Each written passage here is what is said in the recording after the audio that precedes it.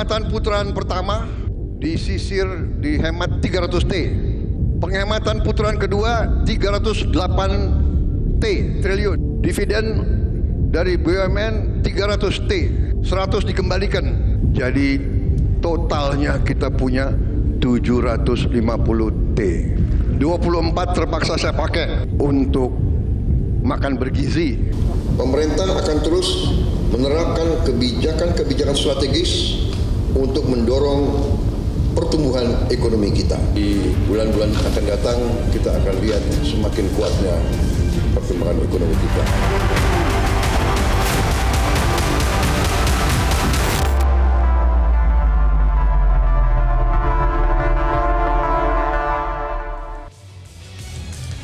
Selamat malam pemirsa, inilah Top News segmen Top Ekonomi. Pekan ini Presiden Prabowo Subianto mengumumkan 8 kebijakan baru pendorong ekonomi dan 12 kebijakan transformasi ekonomi.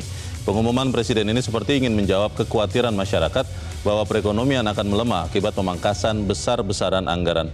Menurut Presiden, justru tujuan efisiensi 750 triliun rupiah adalah demi kesejahteraan rakyat. Benarkah pemangkasan besar-besaran anggaran ini berdampak melemahkan perekonomian? Apa dampak pemangkasan anggaran bagi masyarakat? Pemirsa, inilah Top News segmen Top Ekonomi bersama saya, Leonard Samosir.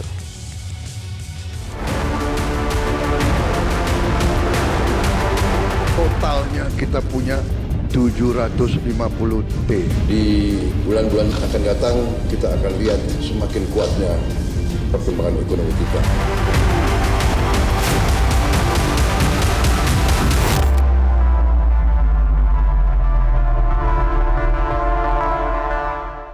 Dan pemirsa, inilah 8 kebijakan mendorong perekonomian dan 4 dari 12 kebijakan transformasi ekonomi Indonesia yang diumumkan Presiden hari Senin kemarin.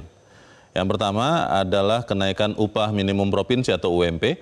Kedua, optimalisasi penyaluran bantuan sosial atau Bansos. Yang ketiga adalah pencairan tunjangan hari raya di bulan Maret 2025. Yang keempat, sejumlah diskon pada bulan Ramadan dan Lebaran. Yang kelima, diskon tarif listrik, kendaraan listrik, dan sektor padat karya. Yang keenam, optimalisasi program makan bergizi gratis. 7, optimalisasi penyaluran kredit usaha rakyat atau KUR. Dan 8, optimalisasi panen padi.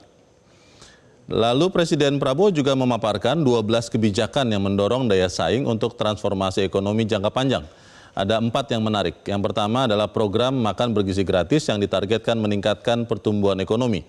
Nomor 3, konsolidasi BUMN ke dalam Danantara. Yang keempat adalah kebijakan fasilitas likuiditas pembayaran perumahan atau FLPP atau subsidi KPR 3 juta rumah. Yang kesembilan adalah 100% devisa hasil ekspor atau DHE sektor sumber daya alam wajib disimpan di dalam negeri.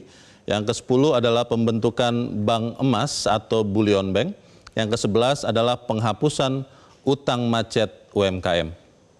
Sehari sebelum pengumuman kebijakan ekonomi, Presiden Prabowo secara mengejutkan mengumumkan efisiensi anggaran tidak berhenti di angka 300 triliun rupiah saja, tapi melonjak menjadi 750 triliun. Ada 3 tahapan. Tahap pertama, Kementerian Keuangan berhasil menyisir penghematan di kementerian dan lembaga sebesar 300 triliun rupiah. Tahap kedua disisir lebih dalam lagi sampai satuan 9 sebesar 308 triliun rupiah. 58 triliun rupiah dikembalikan lagi ke kementerian dan lembaga. Dan puncaknya adalah tahap ketiga, efisiensi dividen BUMN hingga 200 triliun rupiah. Total efisiensi anggaran menembus 750 triliun rupiah. Pertanyaan utama publik masyarakat adalah apa dampak yang akan masyarakat rasakan dari efisiensi 750 triliun rupiah ini? Analisis MetroTVNews.com menyebutkan beberapa potensi dampaknya bagi masyarakat. Yang pertama, di bidang pendidikan bisa terjadi pengurangan beasiswa dan fasilitas belajar.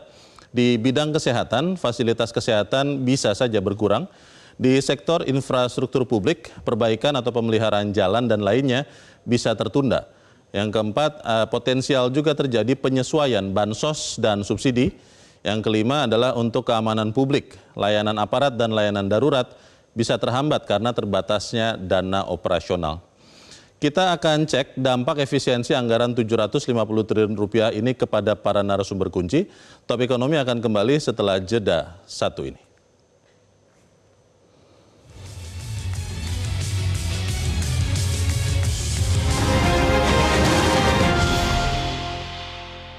Jelajahi cara baru mendapatkan informasi. Download Metro TV Extend sekarang.